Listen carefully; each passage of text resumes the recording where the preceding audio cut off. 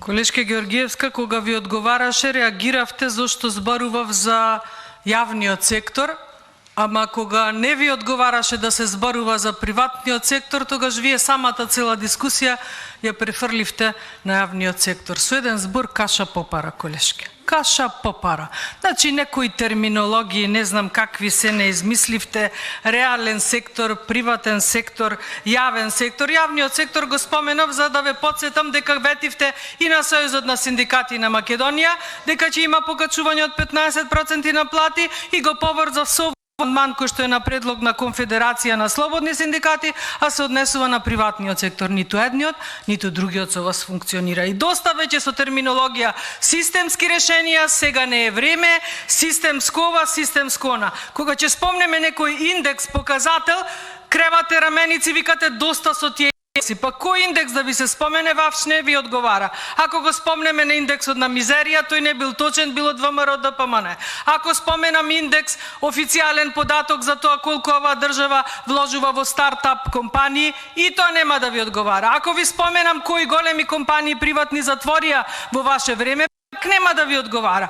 Ковид кризата, оваа криза, светска криза, ваква криза, абе ви кажа, вие сте криза, вие не знаете да се снајдете. Во време на ковид пандемијата за 6 пакети ве предупредувавме. Наместо да давате помош, наместо да давате на луѓето да јадат риба, треба да им дадете да си ја уловат рибата. Доста со еднократни помоши, затоа овој буџет толку напумпан, за да има плати, пензии и социјална помош. Кај се странските директни инвестиции? Зошто тој индекс не го кажувате во регионов како стоиме со странски директни инвестиции? Сите се избркани или се задржани оние кои што дошле во време на ВМРО ДПМН. И што ми кажувате дали овде треба да се застане, дали може повеќе, се тие некои флоскули може, ама кога повеќе? Трет мандат ви треба за да можете повеќе? Па вие не сте почнати за да застанете. Не сте почнати за да застанете. И не сме да застанете затоа што не сте ни почнати. И кога зборуваме за јавен, реален и за јавен сектор, регресот должни се само приватниците да го исплаќаат на вработените. Законот не е за вас, не важи законот за минимална плата, 6 месеци имавте рок, што кажувате сега некои терминологии, системски модел за минимална плата, нова минимална плата, покачена минимална плата.